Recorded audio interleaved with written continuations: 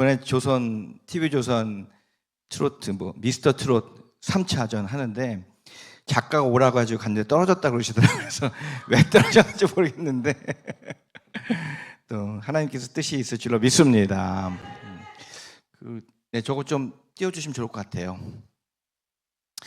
저는 지금 소개받은 이선목 목사예요. 선한 목자가 되라고 저희 할아버님께서 저에게 지어주신 이름입니다.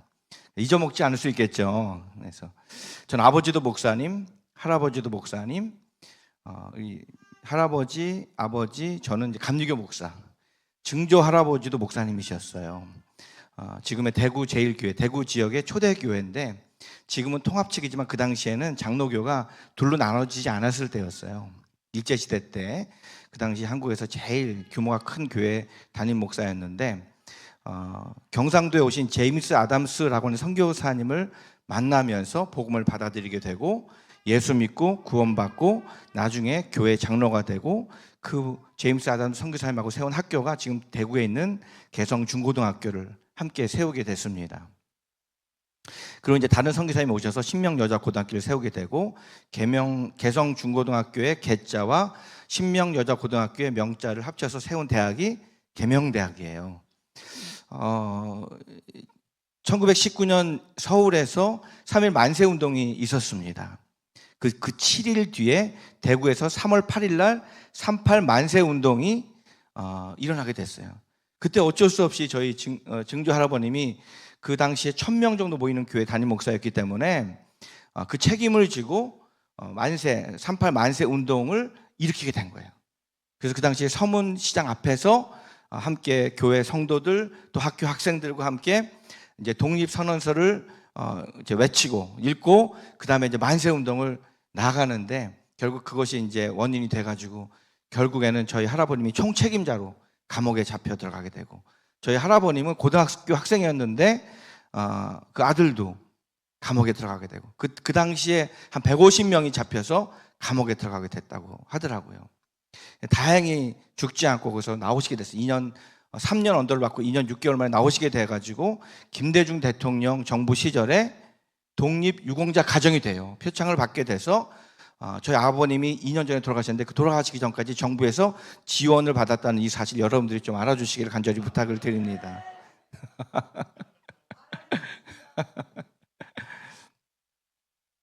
근데 이제 교회에서 또 어려움이 있어서 저희 할아버님은 목사가 되려고 생각을 전혀 안 했고 그런 가운데 40이 넘었을 때 하나님께서 콜링을 해주셔가지고 장로교회에서 공부 안 하고 일본 가서 공부하시고 신학교를 공부하시고 한국에 다시 돌아와서 평양의 감리교 신학대학교에서 다시 공부를 하시고 감리교 목사가 돼서 저도 지금은 이제 인천 숭의 감리교회는 지금 107년 된 1917년도에 세워진 교회 제가 17대 담임 목사로 섬기고 있어요. 양준호 목사님 또 저를 사랑해 주셔서 불러주셔서 너무 감사하고 제가 오늘 히브리서 4장 12절 말씀에 한번 따라합시다. 오직 말씀으로 승리합시다. 그 히브리서 4장 12절 말씀을 가지고 만든 찬양이 있어요. 그 찬양을 제가 힘차게 부를 테니까 그거 띄워주시면 한번 힘차게 제가 부를 테니까 같이 박수 한번 같이 하면서 부르겠습니다. 볼륨 좀 올려주세요. 좀 더 올려주세요. 볼륨.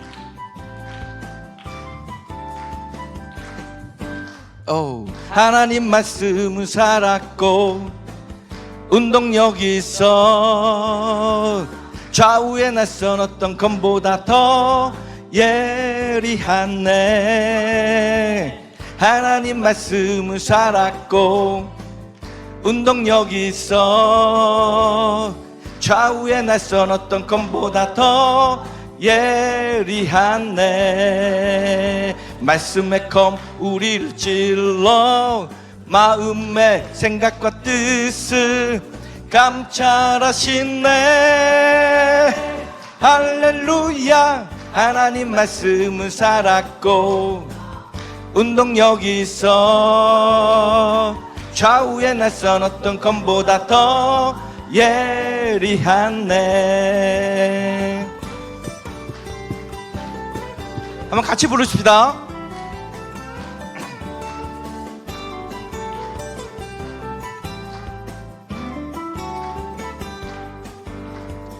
하나님 말씀은 살았고 운동력이 있어 좌우에 낯선 어떤 검보다 더 예리하네. 말씀의 검 우리를 찔러 마음의 생각과 뜻을 감찰하시네. 할렐루야. 하나님 말씀은 살았고 운동력이 있어 좌우에 낯선 어떤 검보다 더 예리하네. 좌우에 낯선 어떤 검보다 더 예리하네. 좌우에 낯선 어떤 검보다 더 예리하네. 아멘. 하나님의 말씀은 살아있다라고 했어요. 하나님의 말씀은 곧 생명이다. 자, 그래서 오늘 먼저 종교 개혁자들 얘기를 좀 하고자 합니다. 이 사진은 여러분 아실지 모르겠지만 마틴 루터라고 하는 독일의 신부였고 또 비텐베르크 대학의 교수였는데 1517년 10월 31일 제가 잊을 수가 없는 거예요. 우리 교회 생일이 1917년, 제 생일이 10월 31일. 그래서 이 마틴 루터가 비텐베르크 대학의 교수로 있을 때 캐톨릭 교회의 이 잘못된 것을 도저히 견딜 수가 없어서, 특별히 그 당시에 여러 개가 있는 사람들을 천국으로 보내기 위해서 면죄부, 면벌부라고 하는 것을 막 와서 설명하면서 팔 때, 이건 성경에 있지도 않는 말. 그 당시에는 일반적인 사람들이 성경을 읽지를 못했어요. 다 라틴어로 돼 있든지 헬라어로 돼 있든지 히브리어로 돼 있었기 때문에 몇 명의 신부들만 이 성경책을 구해서 읽을 수 있었지, 일반적인 사람들은 도저히 성경을 구하지도 못했고 읽을 수도 없었고, 성경에 무슨 말이 있는지는 신부님들의 이야기를 통해서만 들을 수 있었던 거예요. 그 당시에는 성경이 인쇄가 되기 전이었기 때문에 대부분의 왕들이나 돈 많은 귀족들만 성경을 구입해서 읽을 수 있었는지 모르겠어요. 원어로 되어져 있었기 때문에.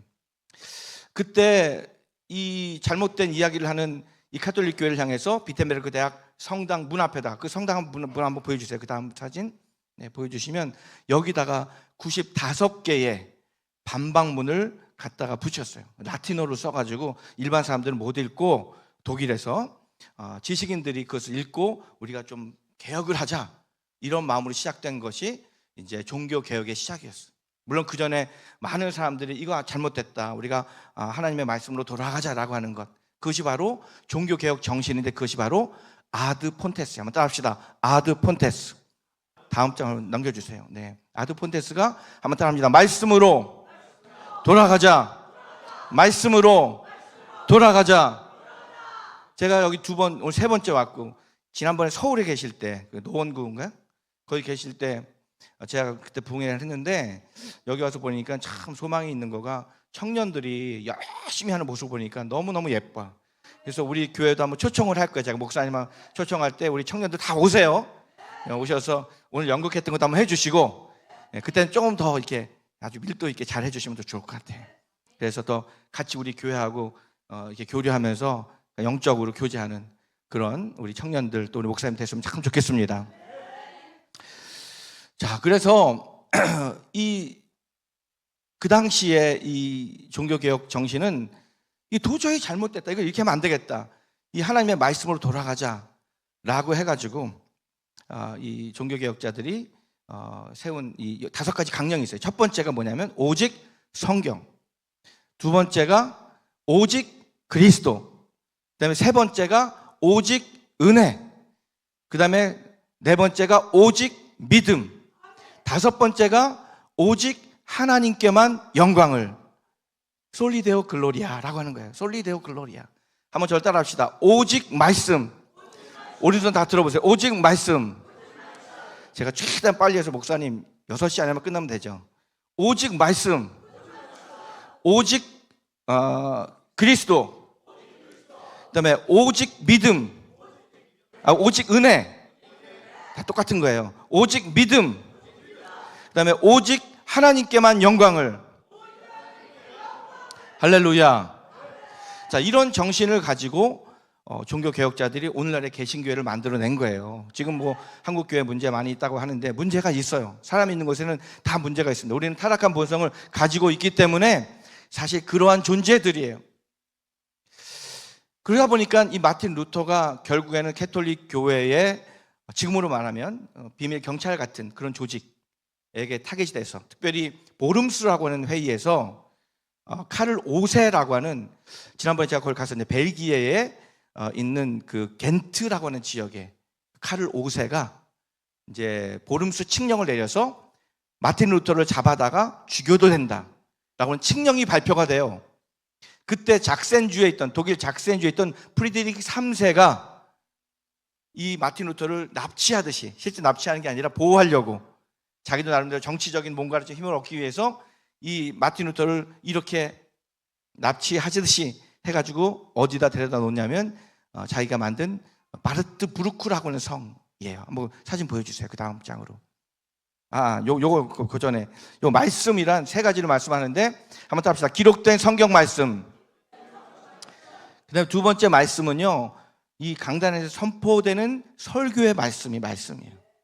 그러니까 여러분, 이 하나님의 말씀은 살아있는 생명의 말씀인 줄로 믿습니까?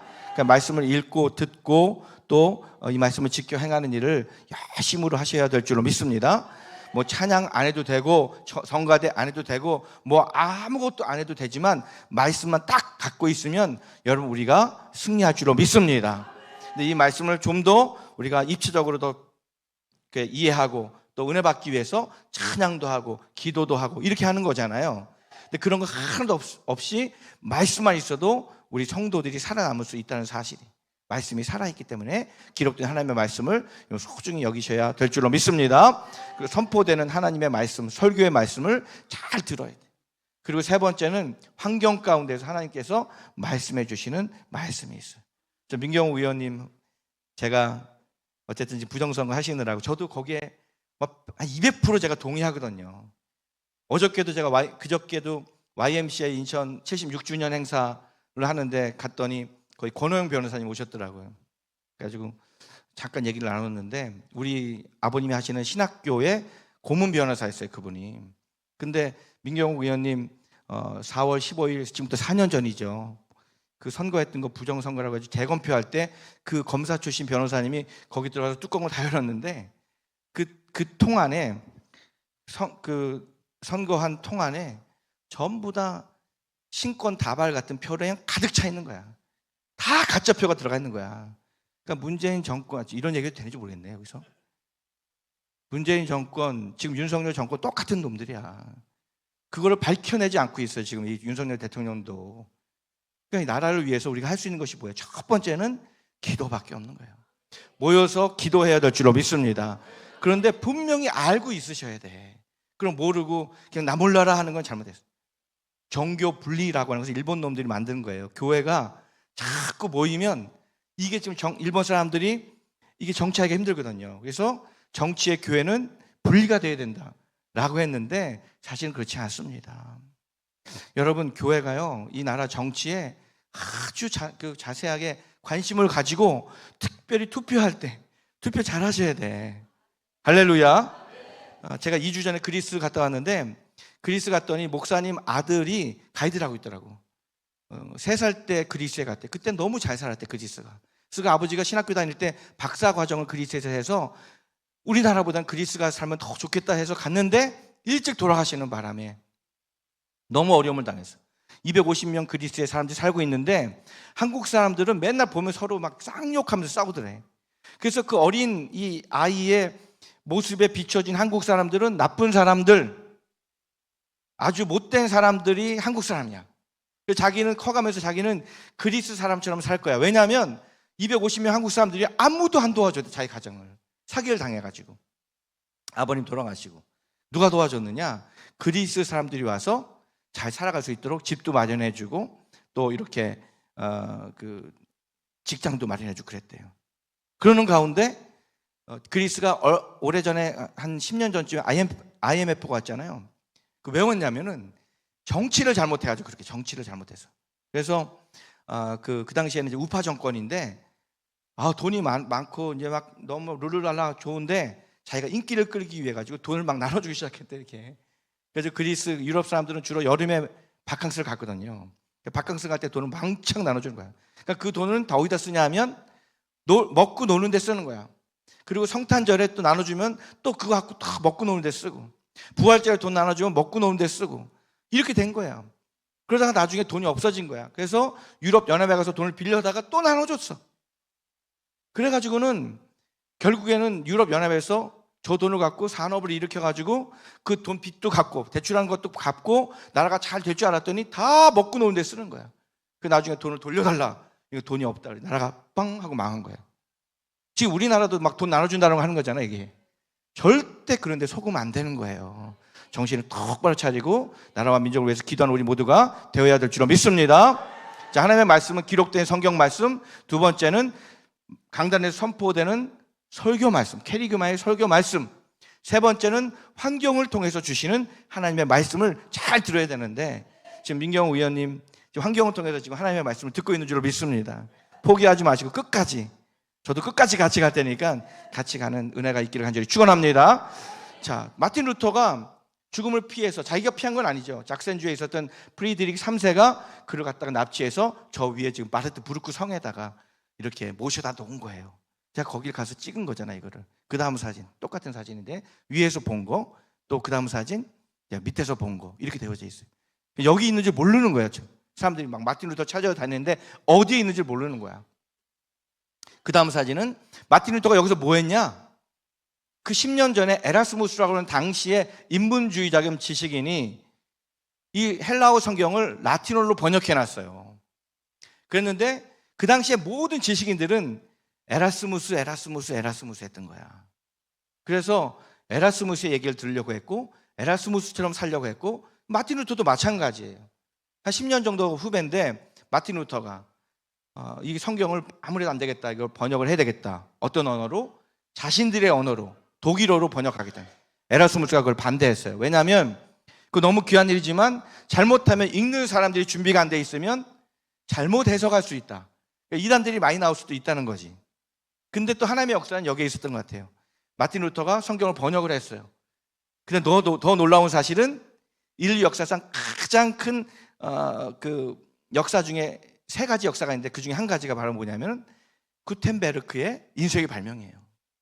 그래서 구텐베르크의 인쇄기 때문에 성경이 대량으로 복사가 돼가지고 그 당시에 아무나 가질 수 없었던 그 값비싼 성경을 아무나 가질 수 있게 된 거예요. 하나님의 은혜인 줄로 믿습니다. 틴데일 같은 경우에는 영어로 번역했다가 결국 목자에서 죽어요. 그래서 천주교회가 성경을 아무나 못 가지게 하고 아무나 못 읽게 했던 것을 이 마틴 루터가 독일어 성경으로 번역을 해가지고 지금 오늘날의 현대어 이 독일어는 마틴 루터의 성경 번역이 그 한 큰 일조를 하게 됐다라는 얘기를 듣게 됐습니다. 그래서 이 말씀을 많은 사람들이 읽게 되면서 놀라운 은혜의 역사가 일어나게 되면서 종교개혁이 결국에는 성공했다라고 하는 것이 이제 성서학자들의 이야기예요. 저도 거기에 거의 동의를 합니다. 하나님의 말씀이 살아있기 때문에 우리의 심령 고수를 찌르고 쪼개서 우리의 생각과 우리의 마음을 판단하신다. 할렐루야. 이런 놀라운 은혜가 있는 것이죠.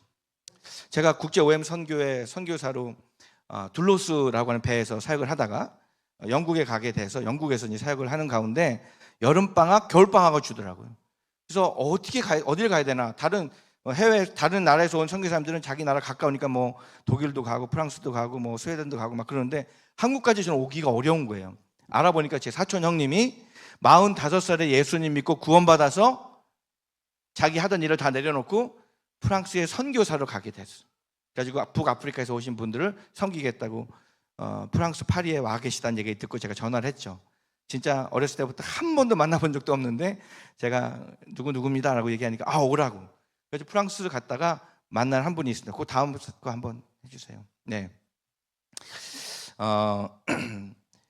서울대학교 농과대학을 다니시고 졸업하셨고 그 아내가 이렇게 수학과를 졸업하시면서 서울대학을 나오신 분인데 스트라스부르크라고 하는 칼빈이 27살에 있었던 그곳의 대학에 이제 유학을 오면서 UBF 선교사로 오신 거예요.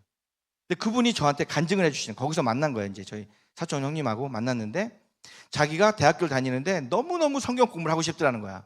근데 정식으로 지금 학교를 다니고 있으니까 정식으로 성경 공부할 수가 없으니까 무료 성경 신학교라고 하는 신학원이라고 하는 곳을 등록을 하고 들어가게 됐는데, 그 목사님은 초등학교도 안 나오신 거야.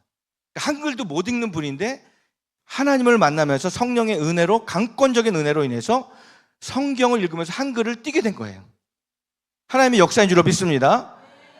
여러분, 이게 믿어지시나요? 저는 그게 믿어지더라고, 그게. 하나님은 불가능이 없으시니까. 근데 한글을 이제 겨우 이제 띄어서 성경을 이렇게 막 읽어 나가는데 갑자기 하나님께서 그 마음 가운데 영어도 읽어라 이러시더래. 이제 한글 띄었는데 영어를 어떻게 읽어?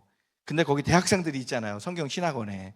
그러니까 그 성경 신학원에 있는 대학생들한테 이걸 한글로 토를 달아달라고 그랬대. 그게 오늘날에 보니까 한글로 영어야. 한글로 영어. 뭔지 아세요? 한글로 영어가? 영어를 한글로 읽어 나가는데 말은 영어가 나오는 거지. 그래가지고 요한복음 1장 1절을 읽기 시작했어. 나중에 요한복음 전체를 외우게 된 거야. In the beginning there was the word. 이렇게 한국말로. 그러다 어느 날 이 목사님이 그 용산 근처에서 버스를 타고 이렇게 가는데 그 버스 저 뒷좌석에 미군 흑인 병사들이 앉아있더라는 거야. 근데 하나님께서 가서 복음을 전해라 이런 거야. 복음을 전해라. 근데 이분이 영어를 해요, 못해요? 못하잖아. 그거 어떻게 해? 하나님 저 못해요. 근데 계속 복음을 전해라. 근데 그때 생각난 것이 요한복음을 외워둔 게 있는 거야. 그래가지고 하나님 말씀에 그거 아무나 못해요. 순종하는 마음을 가지고 그 사람들 앞에 가서 딱 섰대. 그래서 딱 지금 In the beginning. 그때 그러니까는 흑인 병사들이 깜짝 놀란 거야. 태초에 There was the word. 말씀이 계시니라. There was with God. 하나님이 말씀과 함께 계셨으니 There was God. 이렇게 얘기하는 거야. There was God. 그가 곧 하나님이시다. 다시 말해서 말씀이 곧 하나님이시다 라고 말씀을 전한 거예요. 그렇게 하면서 말씀을 쭉 외운 것을 이렇게 막 선포했지. 놀라운 사실은 그 흑인 병사 3명이요 거기서 하나님의 은혜를 받고 눈물을 흘리면서 회개하고 버스 안에서 하나님을 만나 하나님의 자녀가 된 줄로 믿으시기를 간절히 축원합니다. 그 이야기를 제가 들었어요. 얼마나 놀라운 은혜인지 몰라요. 그 다음 한번 2018년도 그 다음 사진 한번. 말씀을 낭독하라라고 하는 책을 쓰신 미국에 있는 고든 코넬 대학교의 제프리 아서스라고 하는 교수님이 우리 교회에 와주셔서 세미나를 하셨어요. 놀라운 사실은 성경, 여러분이 이렇게 가지고 있는 성경 한번 다 들어보시겠어요? 이렇게 다 한번 들어보세요 한번. 자, 이 성경은 읽는 책이 아니라 듣는 책이다라고 얘기하시더라고요. 한번 저를 따라합시다. 성경은 읽는 책이 아니고 듣는 책입니다. 하나님께서 우리에게 성경을 주실 때 들으라 이스라엘아, 쉐마 이스라엘 이렇게 주셨다는 거예요. 그래서 실제로 유대인들은 만 3세가 되면 이따가 이제 얘기하겠지만 테필린이라는 교육을 받게 되는데 이 교육을 받을 때 레위기부터 말씀을 듣는다는 거예요. 그러면서 그 말씀을 외워나가는 거야. 이것을 하카드라고 해요. 그래서 만 3세부터 만 13세까지 10년 동안을 모세오경, 토라라고 하는 창세기, 출애굽기, 레위기, 민수기, 신명기 말씀을 이 아이들이 다 외우고 나면 바 미츠바, 말씀의 아들들이 되는, 우리로 말하면 성인식이라고 하지만 사실은 말씀의 아들들이 되는 그 날을 축복하면서 온 가족이 모여서 그 아이를 축복하는 시간이 있다는 거지. 이걸 다 외운 아이들만. 그래서 그 아이들이 말씀의 사람으로 자라가는 것을 보게 되는 거예요. 놀라운 역사가 일어나는 거죠. 근데 이 제프리 아서스 교수님 오셔서 성경 말씀은 눈으로 읽는 게 아니라 듣는 겁니다. 이렇게 얘기하시더라고요. 그래서 제가 충격을 받았어요. 근데 여러분 요즘에 휴대폰에 보면은 공동체 성경 읽기라고 하는 게 깔려져 있나요? 공동체 성경 읽기라고 깔려져 있죠. 듣게 되어져 있어요. 근데 거기에 특징은 뭐냐면 혼자 그렇게 하는 것보다는 같이 모여서 하라는 거예요, 목사님. 적어도 2명 이상이 모여서. 그렇게 할 때 놀라운 역사가 일어난다는 거예요. 그게 어떨 때는 말씀이 진짜 하나님께서 내게 말씀해 주시는 것처럼 들려지면서 성도들이 거기에서 그 말씀 자체를 들으면서 은혜 받고 거기서 하나님을 만나는 역사가 일어나는데, 이걸 만드신 분이 뉴욕에 있는 그 장로님 누구죠? 갑자기 제가 생각이 안 나는데 그 목사님의 빌 황이라고 하는 장로님이에요. 빌 황. 인터넷 치시면 다 나오는데 좀 안 좋은 얘기들이 많이 있어요. 근데 그거는 이 언론이니까, 언론은 다 믿으면 안 됩니다, 여러분. 큰일 나는데, 빌 황 장로님이 아버지가 목사님, 자기는 장로인데 장로 될 때까지 성경을 처음부터 끝까지 한 번도 안 읽어봤다는 거예요. 아마 여기도 그런 분들이 있을지 몰라요. 성경 처음부터 끝까지 읽어 나가는 것이 결코 쉽지 않습니다. 그럴 때는 안 되는 거야. 근데 이분은 주식을 하시는 분이라 타이거 증권에서 세계적인 이 증권 아주 그냥 탁월한 분이었기 때문에 하루 아침에 한번 몇 조를 벌었다가 뭐 한 번은 30조를 다 이렇게 날린 적도 있었대. 하루 밤에 그냥 30조를.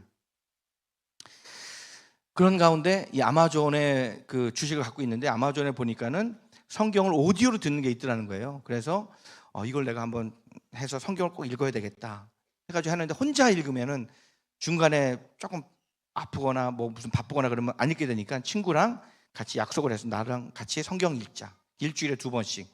그게 지금 오늘날 공동체 성경 읽기가 된 거예요.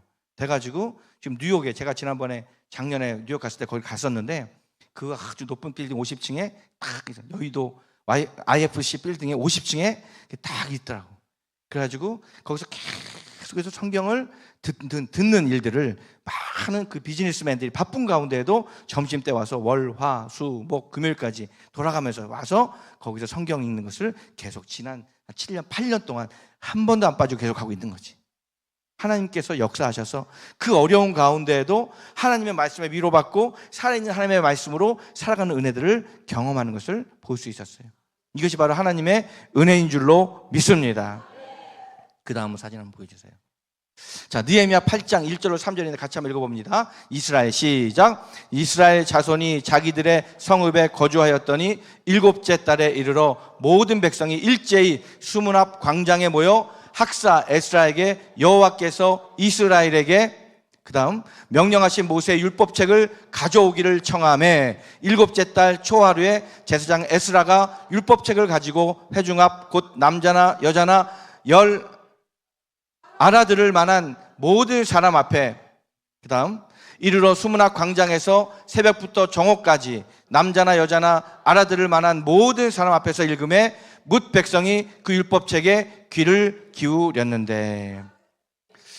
자, 이게 어떤 일이냐면, 바벨론에 포로되었던 이스라엘 백성들이 고레스의 칙령에 따라서 이스라엘로 돌아오게 됐어요. 예루살렘에 모여서 느헤미야가 한 것이 뭐죠? 처음에 52일 동안 무너진 성벽을 재건하고, 그 다음에는 말씀으로 그들의 무너진 영성을 다시 세우는 일에 뭘 했냐? 말씀을 낭독하는 거였어요.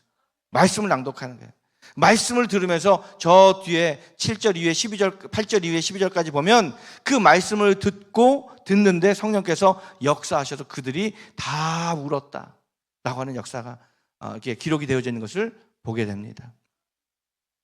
오직 말씀만이 우리의 참 생명이 되고 힘이 되는 줄로 믿으시기를 간절히 축원합니다. 그 다음 그냥 넘겨주세요. 한번. 이거 제가 그냥 넘기면 좋은데 그 시설이 안 돼가지고 쭉 넘겨주세요. 네, 그 다음. 네, 오대원 목사님 예수전도단에 계시는 선교사님이셨는데, 미국 분이신데 한국에 계시다 보니까 한국말을 굉장히 잘하셔서 설교하실 때 제가 깜짝 놀랐어요. 참 귀하다. 근데 이분이 쓰신 묵상하는 그리스도인, 여기까지만 제가 요거하고 그 기도원 협회 이야기만 하고 마치도록 하겠습니다. 이 책에 보면 어떤 내용이 나오냐면, 18세 소녀 론다라고 하는 한 여자아이의 이야기가 나와요. 어렸을 때부터 부모님의 그 사랑을 받지 못하고 결국 이혼한 그 가정 속에서 아픔을 당한 자매였어요. 아버지는 알코올 중독자였고, 그러니까 자기도 어렸을 때부터 술, 담배, 알코올에 중독이 됐고 나중에는 마약의 중독자까지 됐어요. 결국엔 정신 이상이 와가지고 정신병원에 입원하게 된 거예요. 그 이야기를 이 오대원 목사님이 듣고 병원을 찾아갑니다. 그리고 의사 선생님께 부탁을 해요. 제가 계속 와서 좀 말씀을 같이 나눌 수 있겠냐. 처음에 허락을 안 하는 거야. 그래서 그 다음날 또 찾아가고 계속 찾아가니까 미국 사회는 그래도 이렇게 크리스찬십이 있잖아요. 그래서 대신 목사님 조건이 있는데 전도는 하지 마세요. 그랬어요. 전도는 하지 마세요. 알았다고. 말씀 읽고 기도만 하겠다고. 그래서 목사님이 계속 찾아가서요, 그냥 말씀 읽어주고, 걔가 못 알아들어.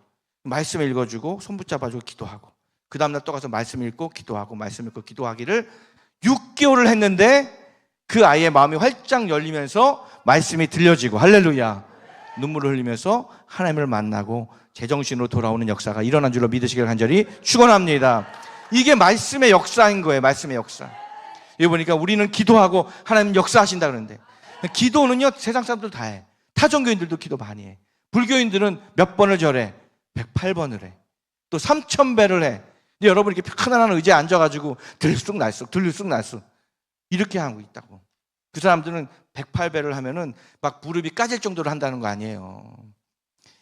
근데 여러분 중요한 것은 기도를 하되 우리가 말씀을 붙잡고 말씀을 읽고 말씀을 이해하고 기도하는 은혜가 있기를 주님의 이름으로 간절히 축원합니다.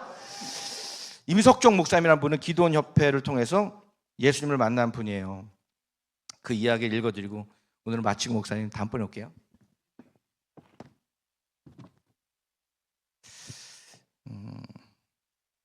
서울 성북구에서 목회하시는 임석종 목사님 간증을 제가 읽어드리겠습니다. 저는 4월 초파일이 되면 절에 다니며 어린 시절을 보냈습니다. 그러다 보니 어려서부터 교회는 다닌 적이 없었습니다. 두메 산골에서 초등학교를 보내고 안동고등학교에 입학하면서 안동시내에 있는 대원사라는 절에 나가게 되었습니다. 토요일마다 대원사에 나가 불경을 공부하며 바람일다 신경을 외우면서 목탁 두드리는 법을 배웠고 스님들로부터 설법을 듣기 시작했습니다.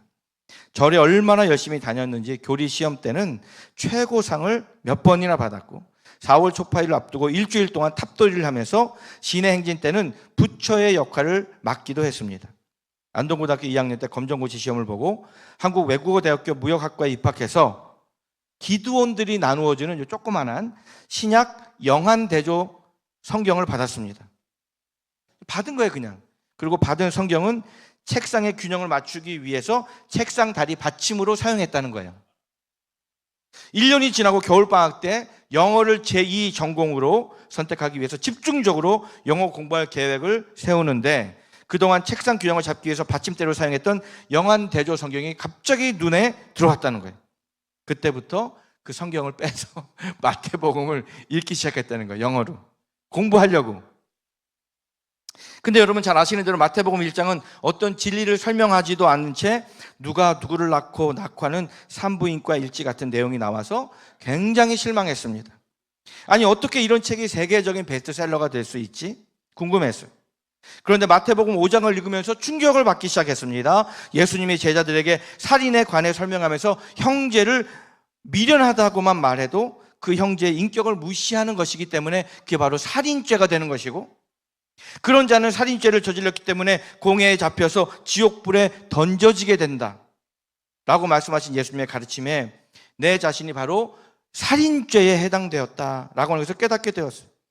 더 충격적인 것은 간음죄에 대한 것이었는데 여자를 보고 마음에 음욕을 품은 자는 이미 간음죄를 지었다는 말씀은 제게 엄청난 충격이 되었습니다. 당시 나의 인생 목표는 인간성을 회복해서 인간답게 사는 것인데 성경을 읽고 내가 이 세상의 법과 예수님의 말씀 중 어느 것을 따라 살아야 할지를 결단해야 했습니다. 그래서 일단 예수님을 따르기로 다짐하고, 이것도 성령께서 역사하신 거예요. 말씀 읽는 가운데 믿지도 않고 그냥 영어 성경을 공부를 위해서 읽었는데 성령께서 이미 그 마음 가운데 역사하셨다는 거지. 그러면서 성경을 읽는데 요한복음 8장의 현장에서 간음하다 잡힌 여인을 예수님이 용서해 주시는 것을 보고 또 혼란스러웠습니다. 이게 무슨 부조화인가 생각이 됐어요. 이해가 되지 않아서 성경 읽기를 그만두고 싶었지만 영어 공부를 위해서 끝까지 읽어보자 라고 생각하면서 읽던 중 비로소 로마서 5장에 가서 예수님이 간음한 여인을 용서하신 그 모습이 이해가 되었어요. 주님 앞에 무릎을 꿇고 깊이 회개하면서 저는 주님을 영접하지 않을 수 없었습니다. 내가 아직 죄인 되고 원수 되었을 때 하나님은 그 아들 예수님을 우리를 위해 십자가에 내놓으면서 죄인 된 우리에 대한 자기의 사랑을 확증했다고 하신 말씀 앞에서 하나님의 사랑을 절실히 깨달았습니다. 예수님을 만나는 순간이었습니다. 세상이 달라 보이고 하나님의 말씀대로 하나님의 이 사랑을 전하면서 살아가야겠다고 다짐하고 며칠 밤을 감사한 마음에 눈물로 지새웠는지 모릅니다. 이렇게 예수님을 만나고 신앙생활을 하면서 직장생활을 다니다가 하나님의 특별한 섭리로 33살에 신학교에 입학해서 목회를 시작하게 된 분이 바로 서울 성북구에서 목회하고 계시는 임석종 목사님입니다. 하나님의 말씀을 읽고 듣기만 했는데도 인생 전체가 바뀌어지는 놀라운 은혜의 역사가 일어났어요. 저는 이 일산 열방 제자교회 소망이 있음을 봅니다. 첫 번째, 목사님이 그 열정이 너무 하나님을 향한 열정이 지금 넘치고 있어요. 거기에 우리 사모님과 또 우리 청년 리더들이 함께 하고 있는 것이 얼마나 감사한지 몰라요. 말씀을 통해서 더욱더 굳건하게 세워져 가는 열방 제자교회가 되기를 우리 주 예수님으로 간절히 축원합니다. 축원합니다.